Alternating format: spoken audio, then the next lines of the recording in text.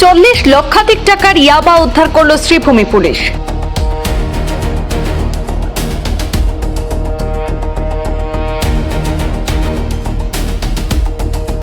কর্ণমধুতে পুলিশের অভিযানে বিপুল পরিমাণ নিষিদ্ধ মাদক উদ্ধারের দাবি। ঘটনায় এক যুবককে আটক করে মাদকের উৎস খুঁজতে তদন্তে নেমেছে পুলিশ। কর্ণমধুতে পুলিশের বড়সড় অভিযান, উদ্ধার করা হয়েছে প্রায় 6000 ইয়াবা ট্যাবলেট। পুলিশি অভিযানে আটক করা হয়েছে এক যুবককে। উদ্ধার হওয়া মাদকের আনুমানিক বাজার মূল্য 40 লক্ষাধিক টাকা বলে জানা গেছে। এই ঘটনা ঘিরে এলাকায় চাঞ্চল্য ছড়িয়েছে। শ্রীভূমি সদর পুলিশের অভিযানে এই সাফল্য আসে বলে জানা যায়। গোপন সূত্রে পাওয়া তথ্যের ভিত্তিতে লঙ্গাই রোডের কর্ণমধু এলাকায় অভিযান চালায় পুলিশের একটি দল।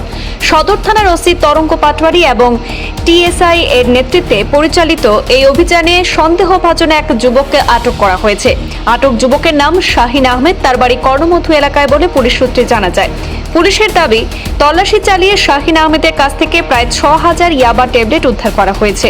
উদ্ধার হওয়া মাদকের আনুমানিক মূল্য 40 লক্ষাধিক টাকা বলে জানা যায়। এই অভিযানের পর আটক যুবককে শ্রীভূমি সদর থানায় নিয়ে যাওয়া হয়। উদ্ধার হওয়া মাদক কোথা থেকে আনা হয়েছিল, কোথায় নিয়ে যাওয়ার পরিকল্পনা ছিল এবং এর সঙ্গে আর কেউ জড়িত রয়েছে কিনা, এইসব বিষয় খতিয়ে দেখতে জিজ্ঞাসাবাদ শুরু করেছে পুলিশ। পুলিশের প্রাথমিক তদন্তে সম্ভাব্য পাচার চক্রের যোগসূত্র রয়েছে কিনা সেই বিষয়টিও তদন্ত করে দেখা হচ্ছে। তবে মাদকের প্রকৃত পরিমাণ, মূল্য এবং ঘটনার সঙ্গে জড়িত অন্যান্য তথ্য আইনি প্রক্রিয়া সম্পন্ন হওয়ার পর আরও স্পষ্ট হবে। কর্ণমধু এলাকায় বিপুল পরিমাণ ইয়াবা উদ্ধারের ঘটনায় মাদক বিরোধী অভিযানে পুলিশের তৎপরতা নিয়ে নতুন করে আলোচনা শুরু হয়েছে।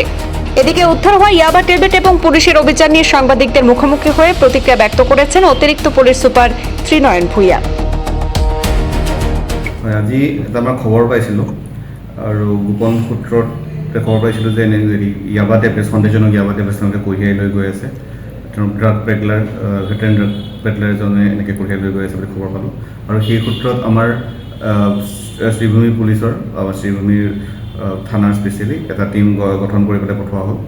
আৰু যেতিয়া আমাৰ চিভিল আৰু ইউনিফৰ্ম দুটা ড্ৰেছতে আছিলে, তাৰপিছত আমি তেওঁলোকৰ যি গাড়ী লৈ আহিছিলে ইণ্টাৰচেপ্ট কৰা হ'ল কৰ্ণমধু এৰিয়াত। আৰু তাৰ কৰাৰ পিছত এজন ব্যক্তি, তেওঁৰ নাম হৈছে শাহিন আহমেদ, 26 ইয়াৰ্ছ তেওঁৰ বয়স, আব্দুল খালিক তেওঁৰ দেউতাকৰ নাম, আৰু ভিলেজ ধানিবৰ PS শ্ৰীভূমিৰ, তেওঁক কৰায়ত্ব কৰা হ'ল।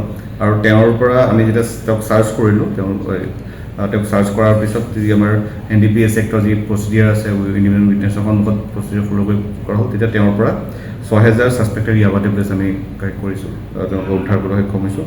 আৰু বাকী অনুসন্ধান চলি আছে। আমাৰ তেওঁলোকক ক'ৰ পৰা আনিছিলে কথাখিনি, বেকৱাৰ্ড আৰু ফৰৱাৰ্ড লিংকেজৰ কথাখিনি। আৰু আপোনালোকে ইতিমধ্যে জানে যে আমাৰ মাননীয় SSP মহোদয়ৰ নেতৃত্বত আমাৰ ড্ৰাগছৰ বিৰুদ্ধে যি অভিযান, ড্ৰাগছৰ বিৰুদ্ধে যি যুদ্ধ আমাৰ চলাই নিছোঁ। আৰু এতিয়ালৈকে আমাৰ প্ৰায় 100টাৰ ওচৰ আমাৰ এতিয়া যোৱা বছৰ কম্পেৰিজন যদি আমি কৰোঁ, কেলেণ্ডাৰ ইয়াৰ 2025ত আমাৰ 106টা কেছ ৰেজিষ্টাৰ হৈছিলে। আৰু কিন্তু এতিয়ালৈকে যদি আমাৰ আগষ্ট মাহৰ আজি 12 তাৰিখ, তেতিয়ালৈকে আমাৰ অলৰেডি 95+ এনেকুৱা কেছ ৰেজিষ্টাৰ হৈছে। গতিকে আগতেও কৰি আছিলে, এতিয়া আগতকৈও তীব্ৰতৰভাৱে আমি কাম কৰিব চেষ্টা কৰিছোঁ। আৰু অকল ছিংগল কেছ এজন মানুহ ধৰি পেলাই আমি তাতে থকা নাই, তাতে ৰৈ যোৱা নাই। বেকৱাৰ্ড লিংকেজ, মিজোৰামৰ লিংকেজ আছে বা ত্ৰিপুৰাৰ লিংকেজ আছে বা এনেকুৱা ধৰণৰ আন্তঃৰাষ্ট্ৰীয় বৰ্ডাৰৰ ক্ষেত্ৰত এনেকুৱা ধৰণৰ কিবা আমাক এই ইণ্টাৰনেল ট্ৰেড, ইণ্টাৰনেশ্যনেল হেৰিৰ মানে আমাৰ কি কয় হেৰিৰ প্ৰতি, আমাৰ ভাৰতবৰ্ষৰ প্ৰতি বা আমাৰ সীমাৱৰ্তী এৰিয়া হিচাপে ইয়াৰ ধৰণৰ কিবা এনেকুৱা থ্ৰেটৰ সন্মুখীন হৈছে নেকি, সেই সম্পৰ্কেও আমি ইয়াৰ এটা অনুসন্ধান কৰি আছোঁ। ড্ৰাগছৰ জৰিয়তে যাতে এটা বাস্তৱ বিলাই দিব নোৱাৰে বাহিৰা শক্তিয়ে, সেইটো আমি অনুসন্ধান কৰি আছোঁ। আজি প্ৰায় 40 লাখৰ ওচৰত। আজি ড্ৰাগছৰ লগত আৰু কিবা জব্দ হৈছে নেকি?